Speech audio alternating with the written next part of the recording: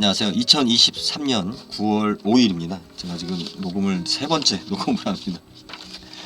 국민주택에 대해서 이야기를 하려고 하고요. 원래는 처음에는 대형단지가 왜 그 소형단지보다 아파트 값이 뭐 더 비싸냐, 더 가격이 잘 오르냐, 뭐 이런 부분에 대해서 이야기를 하려고 했는데, 이것은 다음 기회에 이제 한번 더 이야기를 하고요. 대형단지가 일단 유리한 것은 데이터가 많다. 거래되는 데이터가 많기 때문에 우리가 이렇게 떠들기 좋다. 일단 그게 가장 큰 요인 중에 하나고, 과거에는 그 소형단지 같은 경우는 이게 우리 세대수에 따라서 그 관리 기준이 달랐어요. 그러니까 그 법적으로 관리인을 어떻게 둘 것인가 이런 관리 기준이 달랐기 때문에, 그것이 이제 소형단지보다 대형단지가 좀 더 법의 테두리에서 체계적으로 좀 이루어지다 보니까 확실히 좀 대형단지가 잘 관리되는 이제 어떤 그런 성향이 좀 나타났는데, 요즘은 뭐 이런 벽도 많이 무너지는 것 같습니다. 아무튼 이것은 뭐 다음에 또 한번 기회가 되면 이야기를 하고요. 오늘은 85m 제곱, 저는 뭐 개인적으로 굉장히 많은 불만을 좀 가지고 있어요. 이 85m 제곱이라는 국민주택이라는 것은 1973년도에 시행된 걸로, 제가 뭐 정확하지 않을 수는 있어요. 다시 이제 한번 자료는 다시 정리해서 올려놓겠지만 기억하고 있는데, 박정희 때죠. 박정희 대통령 때인데, 그 당시에 5인 기준으로 해서 한 사람이 5평 정도씩이면 뭐 생활하는데 지장이 없다라는 기준으로 해서 우리가 5인 기준, 그죠? 25평 뭐 이런 식으로 해서 했는데, 이제 요즘 분양 사무실에 가면은 뭐 몇 평형이라는 말을 써요. 몇 평형이라고 말을 쓰는데, 결국은 다 거의 다 85m 제곱이에요. 85m 제곱이고, 다만 뭐냐면 분양 면적, 우리 이제 뭐 복도라든지, 그리고 이거 서비스 면적, 이걸 서비스 면적이라고 해야 되나? 그러니까 공용 부분, 전용이 아닌 공용 부분, 그 세대에 있는 사람들이 다 같이 함께 쓰는 공간들, 뭐 주차장이라든지 지하 주차장이라든지 뭐 이런 부분들 면적이 이제 사실은 분양 가격에 포함이 되죠. 하지만 일단은 개인, 일단 내 쓰는 공간이 중요하니까 개인 공간은 85m 제곱. 이제 여기서 문제가 되는 게, 우리가 얘기하는 그 베란다, 뭐 테라스, 베란다, 과연 어떤 말이 맞느냐. 하여튼 뭐 한국에서는 베란다라고 하니까 베란다라고 해야죠. 베란다 면적을 어떻게 하느냐가 문제죠. 근데 이 베란다가 1.5m 제곱까지는 이거는 그 건물 구조상, 그러니까 집을 지을 때 필요한 공간이다. 그냥 이거는 주거용 공간이라고 할 수는 없다. 그래서 예전에는 샤시도 하는 것도 불법으로 단속하고 그랬어요. 그러다가 이게 샤시가 좋아지면서 또 85m 제곱에서 사람들이 이제 좁으니까 화장실은 2개 있어야겠고, 이렇게 되다 보니까 이제 불법으로 확장하는 경우가 많이 생겼죠. 이제 그 확장에 대한 문제가 생기다 보니까 이게 너무 많이 자행되고, 실질적으로 국민들의 요구가 이제 이렇게 커지다 보니까 85m 제곱을 확대할 생각을 하지 않고, 그죠? 이 베란다 확장을 갖다가 아주 공공연하게 그냥 용인해주는 형태로 지금 법이 바뀐 거죠. 이상하게. 85m 제곱은 건들지 않고. 그러니까 베란다가 줄어드는 거예요. 그죠? 실질적으로 요즘 집들은 베란다를 확장하지 않으면 안방이나 거실이 재구실을 못해요. 면적 자체가, 아예 설계 자체가 확장을 전제로 해서 만들어졌기 때문에. 이렇게 85m 제곱으로 50년간 가두다 보니까 우리나라의 이 아파트가 획일화되고 주택시장이 왜곡됐다라기보다도 통일됐죠. 어디든 알죠. 어느 지역 가서 무슨 아파트에 몇 평형, 뭐 누구네 집은 몇 평이래, 그러면 대충 그림이 나오죠. 다 똑같죠. 뭐 장단점이 있어요. 그렇게 되다 보니까 사실은 우리 공사 현장에서도 그렇고, 가구 시장, 인테리어 시장에서도 그렇고, 이 85m 제곱으로 모든 것을 맞추면 돼요. 그 아파트 구조를 맞추다 보니까 한샘이라는 그 부엌가구 업체가 시장을 독점할 수 있는 기회를 주지 않았나 저는 싶어요. 왜 그러냐면, 그 대기업이라는 거는 제품을 어떻게 만들어야 돼요? 소량 다품종이 아니라 대량 단품종을 만들어야 된단 말이에요. 그러니까 85m 제곱 기준으로 해서 웬만한 모든 디자인이나 제품 설계를 다 맞춰놓으면 파는데 지장이 없는 거예요. 이게 뭐 보일러도 그렇고, 우리 이제 뭐 안에 들어가는 액세서리, 농, 가구 높이, 뭐 싱크대 크기, 이런 것들이 사실은 그 범주에서 안 벗어나는 거죠. 왜? 제일 많이 판매되는 게 85m 제곱이고, 그죠? 사람들이 다 85m 제곱 기준으로 다 살고 있으니까. 이게 참 우리나라의 그 주택시장을 발전시키지 못하는 하나의 요소라는 거죠, 이 85m 제곱이. 그리고 85m 제곱이 왜 이렇게 모든 건설회사가, 그러니까 공공에서, LH에서 임대주택으로 공급하는 주택은 뭐 더 작은 것도 있지만, 민간 쪽에서도 왜 다 85m 제곱이냐? 두 가지가 있어요. 세금 기준이 달라져요. 85m 제곱 기준으로 해서 세금이, 그죠? 예, 농어촌 특별세 뭐 0.2%죠.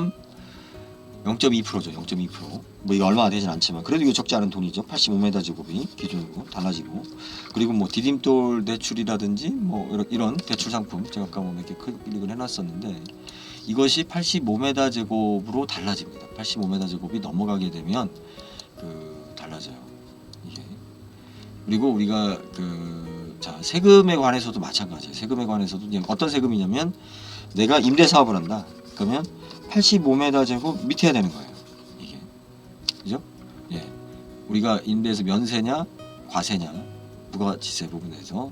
그래서 이 85m 제곱 기준으로 예전에 얘기하면 우리 소형차하고 중형차에 대한 기준이 있었죠. 그 경계선에 있었던 게 소나타죠. 소나타를 타면 중형차예요. 그러면 초창기 때만 해도 소나타를 타고 다닌다. 그러면 지금이야 뭐 있을 수도 없는 세대지만 제 세대까지 흔히 느끼는 거죠. 예. 어우 부자다. 출세했는가 보다. 왜? 그 차값이 비싼 것도 있지만 더 중요한 건 뭐냐면 세금이 달라요. 한 달 월급이야. 이 세금이 차이가 소형차하고 중형차하고의 세금 차이가, 이 세금 제도가 자동차 시장 같은 경우는 뭐 중간에 좀 얼마나 바뀌었는지 모르겠지만 크게 안 바뀌었어요.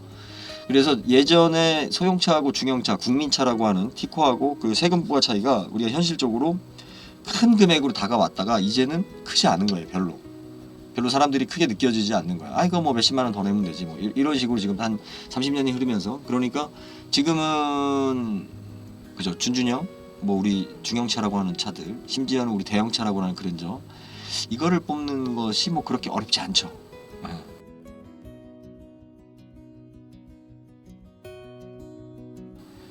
과거에는 굉장히 힘들었어요. 왜? 세금하고 뭐 법령 말할 것도 없고 세금 자체가 한 달 월급이니까 사람들이 갈등하게 만들었죠.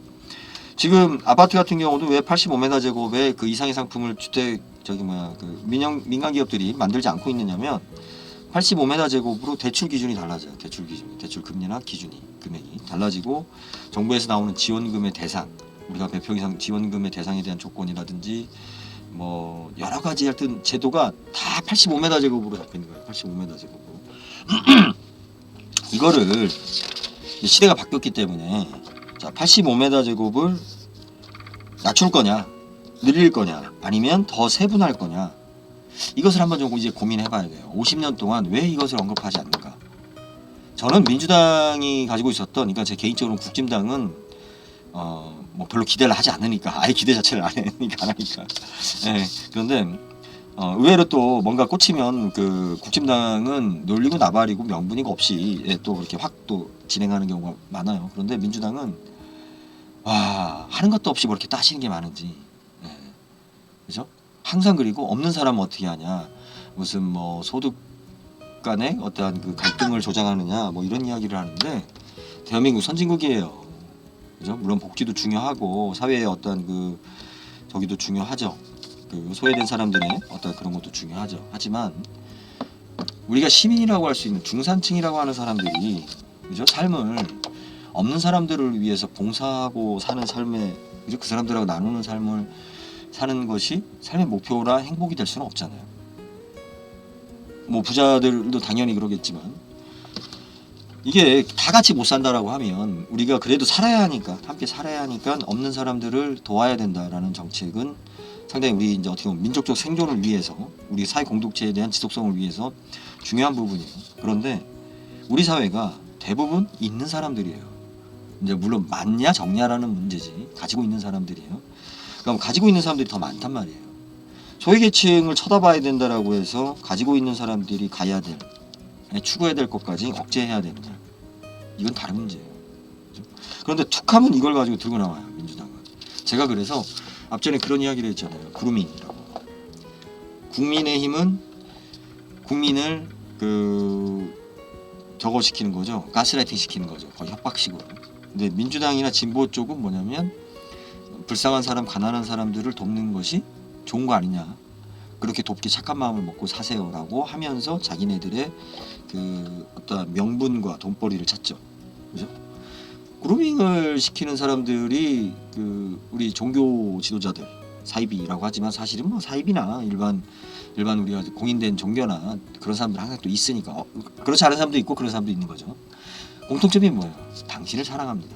당신을 위합니다. 라고 해놓고 실질적으로 그들의 마음을 빼앗고 수탈하는 거죠. 이게 그루밍이죠. 네? 진보 정부랍시고 툭하면 맨날 우리 봉사하고 좋은 일 합시다. 봉사하고 좋은 일 합시다.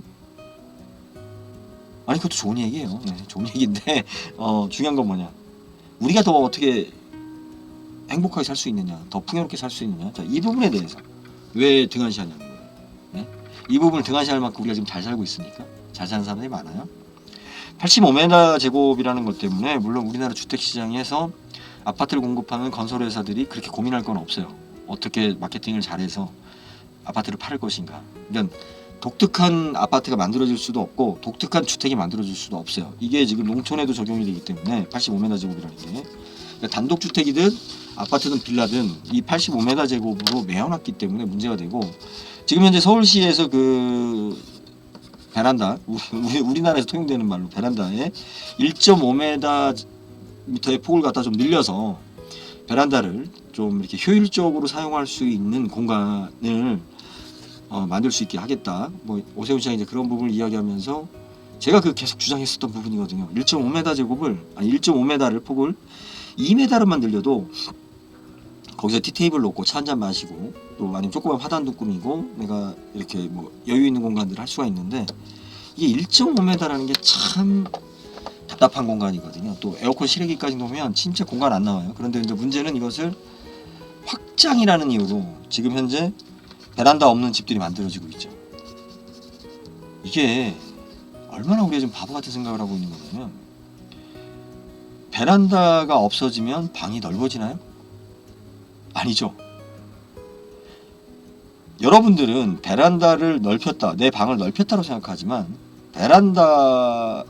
방이 베란다가 된 거죠. 방이 베란다. 거꾸로 이야기하면 네? 화장실을 없애면 깨끗해지나요? 화장실을 없애면 전체가 화장실이 될 수가 있죠. 우리 뭐 베르사유 궁전처럼 프랑스에서 예? 뭐 그런 얘기가 있던데 이 베란다 부분을 과연 그렇게 할 필요가 있는가? 저는 이 국민주택이라는 어떤 그런 기준을 갖다가 면적으로 매기라했다라는 것은 상당히 좀 모순이 있다라고 봅니다. 즉 강남에서 85m 제곱은 거의 땅값이 비싸니까 가치가 있어요. 아파트 가격도 비싸고. 그래서 85m 제곱에 20억짜리 사는 사람한테 혜택을 주고 저 시골에 85m 제곱에 1억도 안 하는 집에 사는 사람한테 같은 혜택을 주고 있단 말이에요. 기준이. 뭐예요 이게? 그죠? 이건 아니잖아요. 처음에 우리가 예를 들어서 주택가격 지금 현재 우리 종부세처럼 면적이 아니라 주택가격으로 기준을 좀 한다라고 하면 시골에 땅도 넓은데 더 넓은 집을 지을 수 있을 거 아니에요? 서울은 뭐야? 진짜 서울의 그 국민주택이라고 할 수 있는 그러니까 우리 소득 수준이나 뭐 이런 부분에서 낮은 사람들한테 강남 같은 경우 혜택을 주고 더 부자인 사람들한테는 뭐 실질적으로 그 혜택을 좀 제외할 수 있는 이런 것이 합리적이지 않을까요? 이거는 좀 공론화해서 우리가 이야기를 해야 되는데 이 85m 제곱에 대해서 1도 생각하지 않고 있어요. 그 이유는 자 기존의 건설회사들은 여기서 시장이 바뀐다라는 것은 일단 귀찮은 일이죠. 귀찮은 일이에요. 그리고 민주당 쪽이라든지 이쪽 진보 쪽에서는 일단은 공부를 안 해요. 그리고 이런 거에 대한 실질적인 무엇이 문제인지를 몰라요.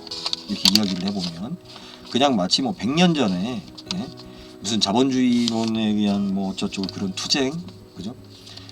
지주들은 착취의 대상이고 부르주아들은 뭐 자본의 수탈의 대상이고 사회를 멍들게 하고 부자들에게 세금을 부과해서 가난한 사람들에게 그 복지 혜택을 줘야 된다. 아니 부자에게 세금을 걷어서 가난한 사람들이 좀 더 부자가 될 수 있는 기회를 만드는 것도 한 방법이잖아요, 그죠? 네.